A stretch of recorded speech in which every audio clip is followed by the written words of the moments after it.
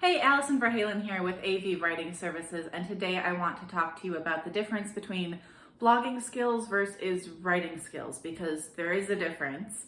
My very first client who ever hired me was an attorney, and attorneys have to do a whole lot of writing, so he obviously had the writing skills. He did not have the blogging skills. When I first started looking through some of his blog posts to get an idea of what he wanted, and the kinds of content I would be writing for him, his blog posts were really hard to understand, and I've gone through this in other videos, so I'm not going to go into it super in depth here, but it was not effective. If I had been a prospect, I would have said, okay, thanks, I'm going to go somewhere else to find what I need, because this is not helpful to me. So when I took over writing his blog posts for him, after 6 months, he told me I had brought in $75,000 worth of business for his law firm just through the blog posts I was writing for him. Now, not only is that a lot more than he was paying me to write the blog post, but it was much more successful than the blog posts he had been writing for himself. So we are going to go over some of the things that you need to do in your blogging to build those skills that are separate from your writing skills. Obviously, you need writing skills. You need to understand grammar and syntax and all that good stuff, but there are specific things to blogging that you really need to understand as well. So let's go over them. So number one is stick to a schedule. I say this over and over again. You need a blogging schedule. You need to stick to it. It can be as often as once a week or even more often. The more often, the better. Some of the most successful blogs publish something new every day or even multiple times a day. That's not realistic for a lot of us, so don't feel like you have to do that, but I would say absolutely no less than once a month. So it can be once every other week, it can be once a week. I do mine once a week. Whatever it is that is realistic for you, just come up with a schedule and stick to it. People need to know when to expect new content from you. And a lot of people, if they don't have a schedule and they don't stick, they're not going to stick to it. They're going to write content whenever they feel like it. They're going to publish it whenever they feel like it, and it's not going to be effective. So you need that schedule so that you are consistently putting out new content, which helps you show up in searches because Google likes the newer content, and seeing that you're putting up new content and publishing new stuff is going to help you show up in those searches. It's also going to help convert people who find your website, because when they get there, if they see that your last blog post was several months ago, they're going to wonder if it's relevant. They're going to wonder if anyone is still behind the website anymore. They're going to wonder if that's how much attention you pay to your blog, how much attention are you going to pay to the rest of your business, as in the products and services you provide for them. So it is absolutely necessary that you create a schedule and stick to it. So that is number one. So number two is networking. I know when I started my business, I had no idea I needed to be networking until someone asked me why I wasn't networking, and I didn't have an answer for them. So I started networking, and it has been super valuable for my business, and I can't believe I didn't start doing it right away. But if you're a writer, you can absolutely network with other writers and other bloggers, because it's a great way to trade secrets and get industry tips. It's also a great way to trade clients. If you focus on a particular industry and someone comes to you who wants content written for a different industry and that's not really in your wheelhouse, but maybe you know someone who does, you can refer that client to them, and it goes both ways. They can refer other people to you. And if you're overloaded, if you get too much stuff and you just can't take on a new client, it's always valuable to have another writer in your pocket that you can refer. It's also been great to run into clients. That's how I get a lot of my clients these days, is through networking, through the presentations I give at networking events, and referrals from people that I network with, regardless of whether or not they've hired me. They know what I do, they know I'm good at what I do, so they refer me to people when they hear someone needs help with their blog. They send them my way. So your network really is your net worth. I know that that's kind of cheesy, and maybe you hear that a lot, but you hear it a lot because it's true. So get out there and network. Find a networking group or three that really works for you and helps you achieve your goals. So next up is you're gonna have to learn some SEO. This is something that I think if people had told me that I needed to learn SEO when I first started my business, I might have been too intimidated to really pursue this career.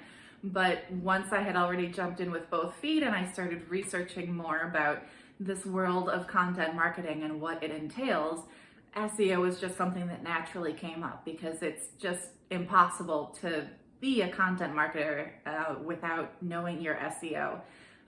Not if you're going to be good at content marketing, at least. So you really can't have one without the other. You need the content and you need the SEO, and the SEO needs content. They really build off of each other. So learn about SEO. Don't be intimidated. There are lots of people out there, such as myself, who try to break it down and make it really easy for the average person to understand, even if you're not super techie or don't consider yourself a numbers person. I was never a numbers person growing up, which is why I find it so surprising that I really find SEO fascinating, and I love looking at those numbers of how many people are searching for this keyword versus what's the competition score like versus the CPC. So don't be afraid to dip your toe in the water and do your research and educate yourself on it, because the more you know, the less intimidating it becomes. So next up is you really need to learn how to create content. Blog posts are great, but you need to write more than just blog posts. You need press releases and ebooks and newsletters and all that other good stuff. You don't have to be an expert in each and every one, but it's true that each one is a little bit different. So know the differences, know what makes a good landing page versus a good blog post. Next up is you are going to have to learn about branding, regardless of whether you're writing a press release or a blog post or any other kind of content for your brand. If it's for your brand, it should sound like your brand. It should consist of content and a tone of voice that reflects who your brand is, who you're serving, regardless of what kind of content you're creating or where you're putting it out in the world. So if it's yourself that is creating this content, or an independent contractor such as myself or someone on your team, preferably you have a brand tone of voice guide that lays out the words that go into your content, the words that don't go into your content, the adjectives that help separate you from the crowd. All that needs to go into your brand tone of voice guide, so that people, when people see your content, they know that it's from your brand. Obviously, you should have your logo attached, but if perchance it does not have your logo attached, can they still tell that it comes from your brand? Because they should. Finally, you need goals. Goal setting is its own skill that honestly I'm still working on, but this is something I talk about a lot when it comes to content marketing, is that each piece of content you create needs to have a goal, and each goal is going to be a little bit different.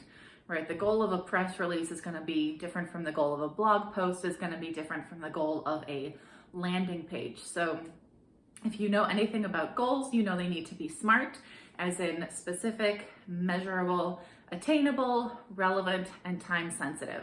So you need to know exactly what you want each piece of content to achieve, and how are you going to measure that? How are you going to make sure that each piece of content achieved that goal? So keep that in mind, and again, keep in mind that each piece of content, the goal is going to be a little bit different. I think a lot of people at the end of a blog post tend to go straight for the sell, and if they're selling something fairly inexpensive and or necessary, such as hygiene products, then yeah, maybe it makes sense to go straight for the sell. But for someone in a professional services industry and or a B2B industry, there's usually a longer buyer journey before they make that decision to buy. So they're not necessarily gonna go straight for the sell after having gotten this information, but they might sign up for your newsletter, or they might follow you on social media.